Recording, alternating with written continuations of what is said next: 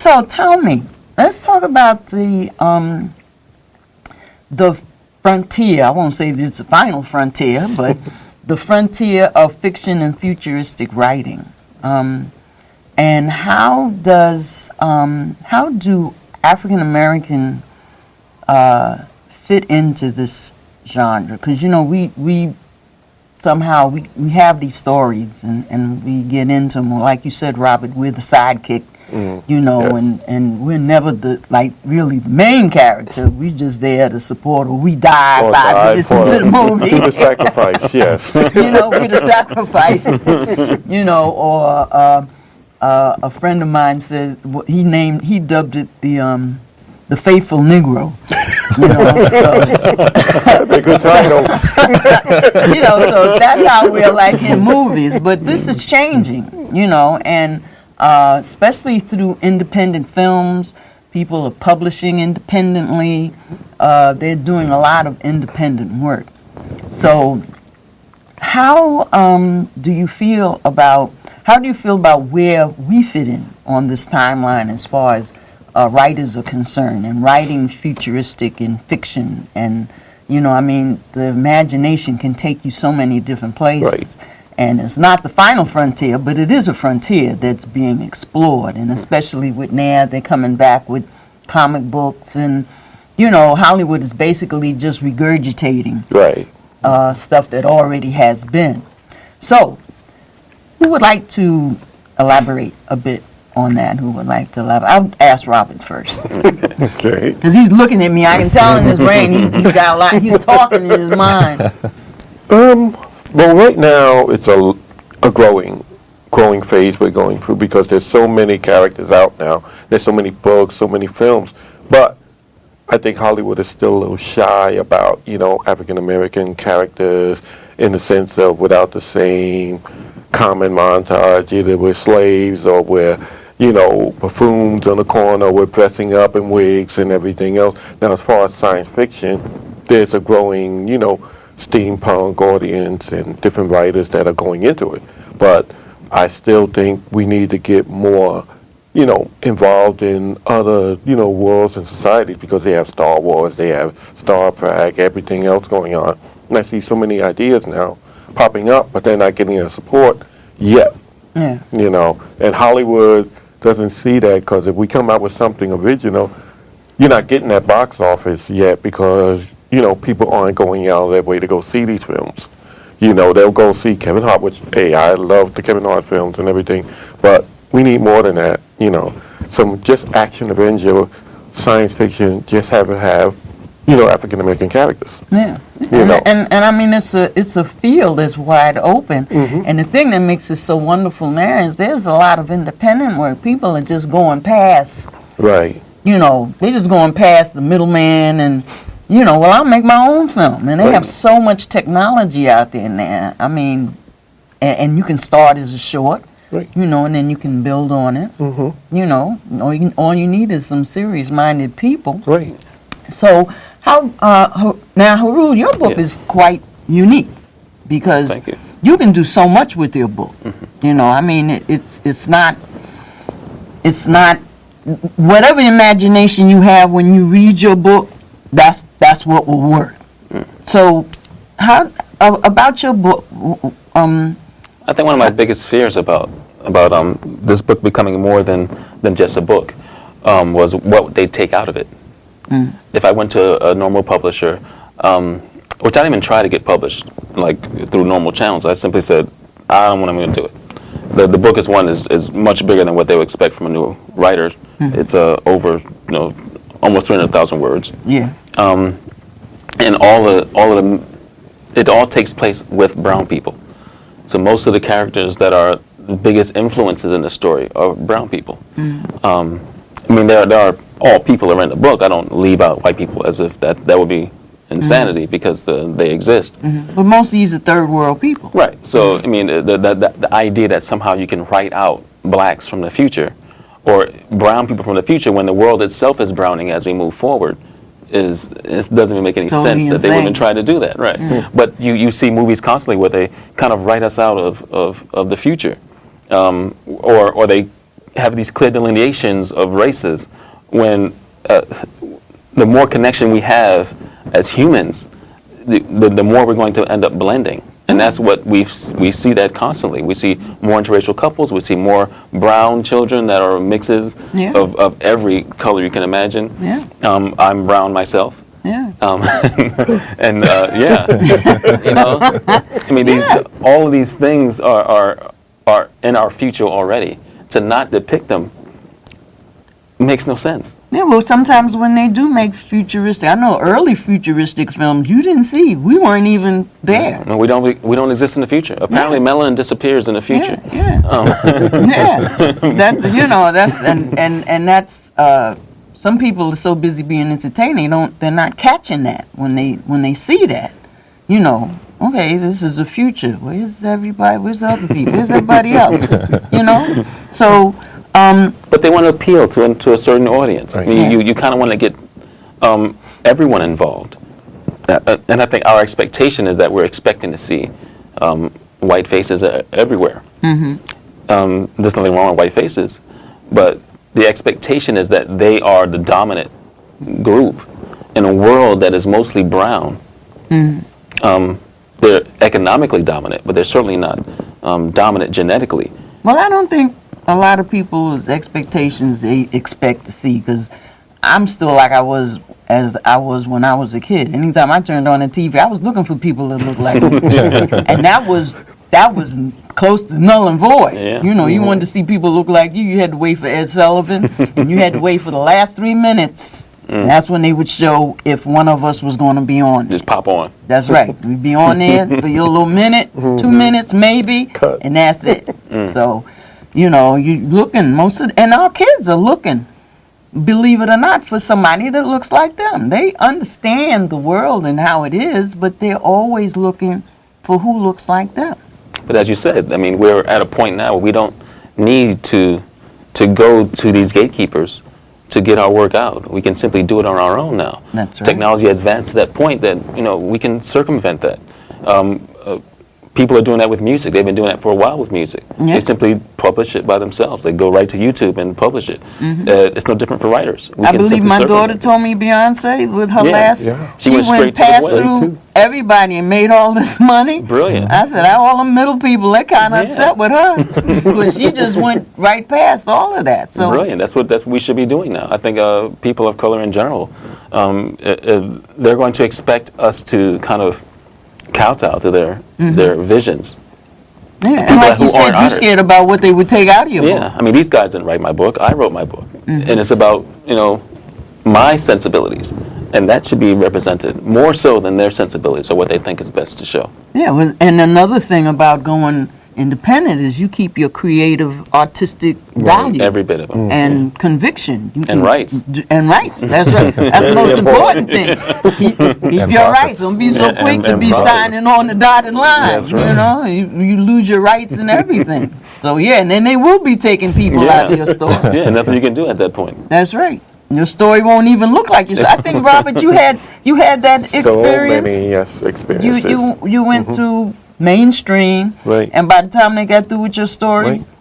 It was just a song and dance show. It came from a science fiction into, black exploitation film, and it was like, no way. And, they look at you like, you don't want the opportunity. We're giving it to you. You just got to let us run with your idea. And I was like, but what was the point? Why even bother with the concept? Create your own concept. yeah, they rewrote your whole, practically The your whole. entire concept. I had pimps and hoes running around in a martial arts book. In the okay. All right, yeah, I guess you probably were sitting there shocked. So your story is Raul's scared about what they would do with his. So Honestly, that's true. Because Yeah. there's so many characters that are not, that don't represent any white people. yeah, And I would hate to have them strip that out, because there's value in that. I mean, the whole, the look of the Canosians are curly-haired, Polynesian-looking people, which is, that's black with curly hair. If I had curly hair, you'd think that I was Polynesian. And to take that out of the story, to strip that away, would strip so much of the concept away and how it affects how we view these people. Because the point of them being brown and us seeing them is to go back to those places in our mind where we say, oh my God, these people are being subjugated and they're brown and racism. But it's not about race. And that's something I touch on in the book too. It's not about race, it's about culture. It's about how they view themselves and how the world views them. And that whole interplay, because race is a fabricated concept. Yeah, absolutely, because when they go in, they destroy the people's culture. They take them off their land altogether. Yeah. They completely replace them, take over their land, and put them on a completely wrecked land that they developed ultimately. Which is what's going on today. Right. Yeah. So you reach back and you're like into what's actually happening in the 21st century. So yeah, I can understand that. So, Ed, how do you feel about writers and where African Americans fit in this large genre of writing, but specifically we're talking about today science fiction and futuristic writing? And say you were given an opportunity, say, would you take mainstream Hollywood, or would you rather do self-publishing or doing it independent yourself if you felt you wanted to keep your artistic Well, I mean, convictions? I've already made that decision. I mean, I discovered a long time ago that, I'm not happy unless I'm running the show anyway. So So you had your mind already made up on that. That's what it is. It's like, like I've from dealing with contracts with previous books, or like seeing contracts that writers I've worked with have dealt with, where, like, I won't name companies, but like I think Rob has also dealt with this company as well, where, you look at the contract and they give you like a couple of $100 as a bonus or as an advance, and then they just want all the rights to your property. Yeah. Like, then it's not even in buying it from you. You're just signing it over, and they're giving you an advance on possible profits. So And that's it's the like, only advance and you're going to get. That's all you're going to You get. ain't no more. Like if the book sells well, then they'll give you whatever profits quarterly or whatever amount of time they choose. But I mean, it's like, at least if I wrote a script and I sold it to Hollywood, at least they pay me for the script, like with $10,000, whatever it is. You know what I'm saying? They give me a selling price, and then they've got it. They at least legitimately bought it from me. These companies are just like, you just sign it over because we're going to publish it and you're going to get this opportunity. What kind of opportunity is that? Plus, they get, like he said, they get for rights to change whatever they want to change, and ultimately what are they really doing for you? They're not doing for you any more for you than you can do for yourself. That's right. And that point needs to be, I think that really needs to be driven home for anyone. It's, whether you're a writer, a fashion designer, anything that you create, that you do, how important is it to have contracts and understand contracts and understand, what goes on in the contract? Now, do you and to copyright your work, Right. and to make sure that you have it protected. So, how important is that? Extremely. I know it's important, Extremely. but how do you let other people know? Because other people sometimes they just so excited. Oh, you say you're gonna publish my book, and like you said, Well, that's- oh yeah, I'm gonna sign this off. Oh, we gonna give you 500. Oh yeah, I'd sign everything. That's actually one of the biggest things that are hurting the industry, because you have these new people who are, new to the industry, fresh out of school or whatnot, and they're so eager to get something published, whether it be art or writing, whatever, that they're just so excited that someone seems interested in them that they jump at that opportunity. And then these companies come to the seasoned people and they're like, well, this person's taking this, why isn't it good enough for you? And next thing you know, our rates got to go down because they're not meeting what they want to pay out or whatever's going on.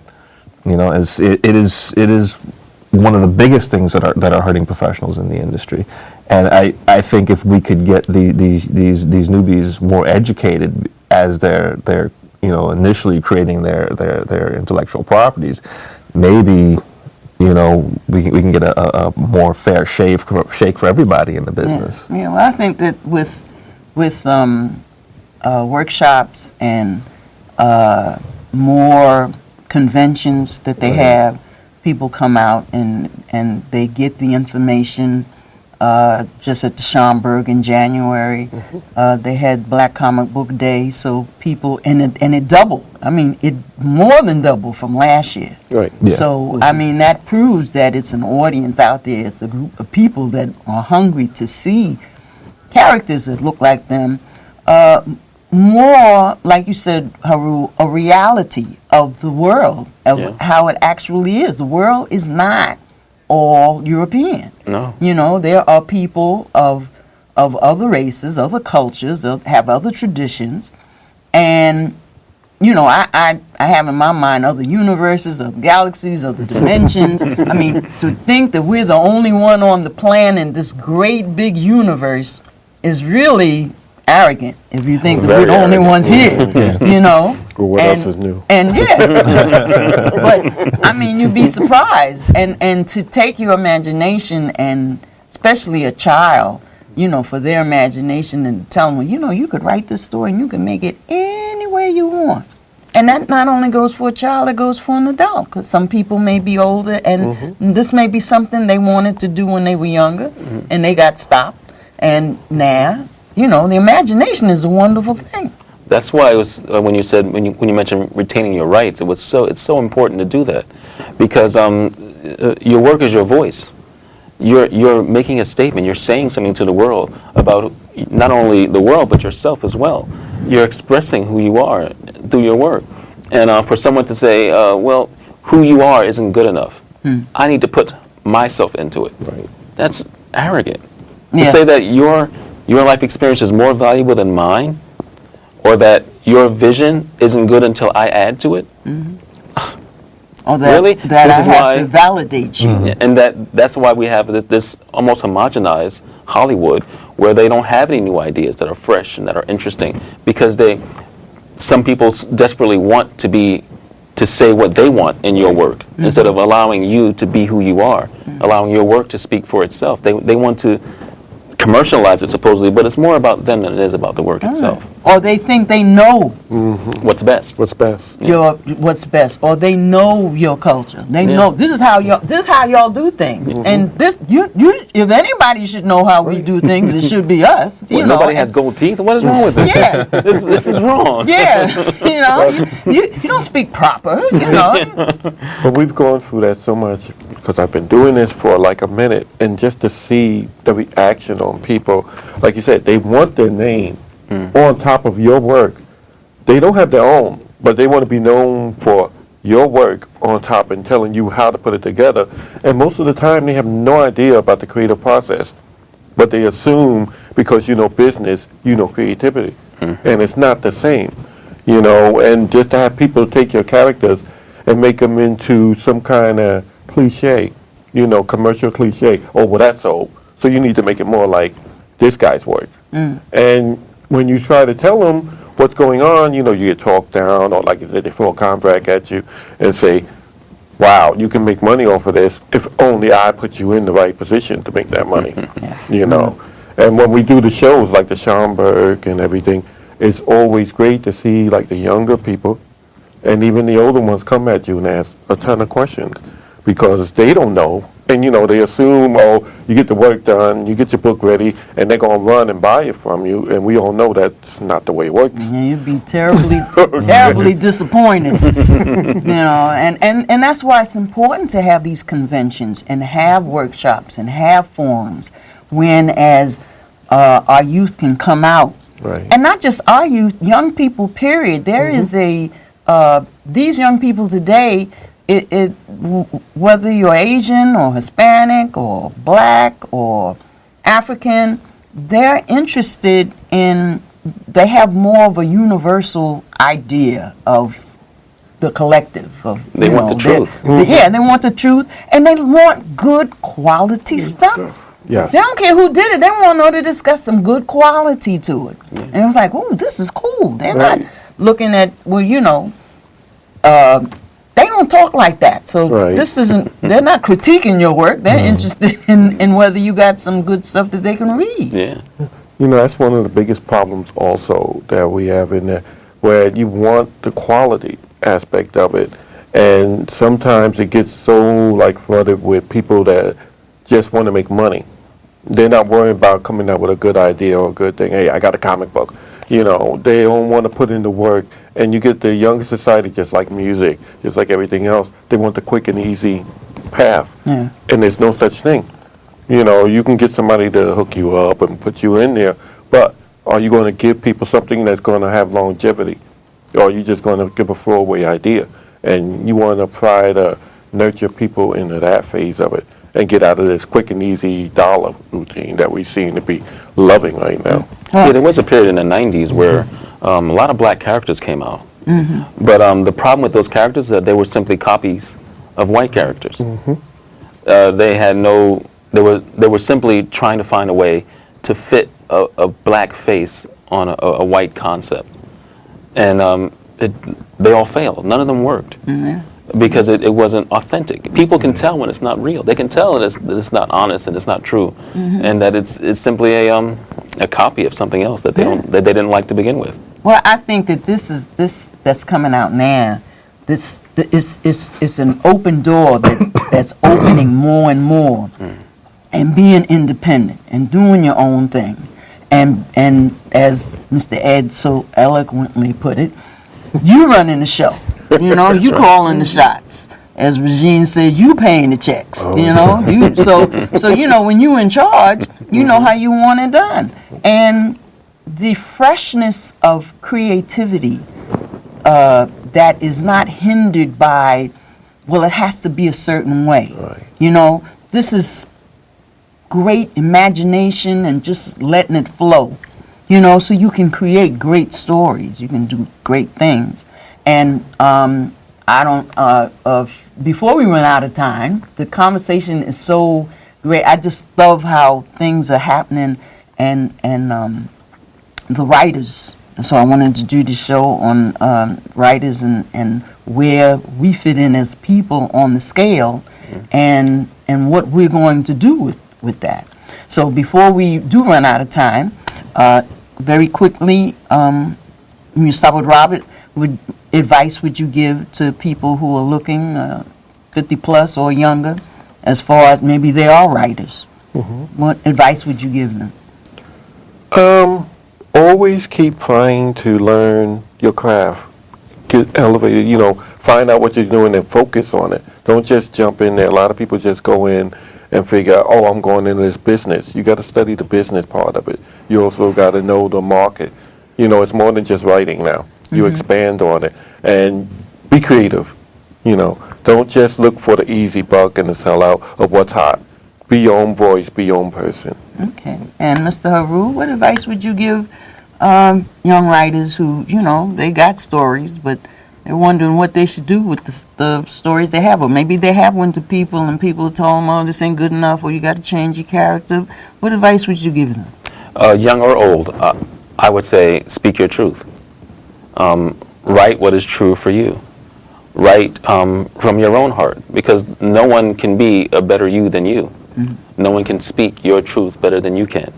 And for me, that is probably the best advice I can give anybody, just to be honest. Okay, and Mr. Watson, what advice would you give those out there that are writing and maybe they do draw, but they write too? What advice would you give them? I would say take your time. Make sure that you're putting your best work into it. In this business, haste very much makes waste. It's no more true than here. I would also say, because I've discovered there's two different types of marketing. There's one where you figure out your demographic and you figure out how to cater to that.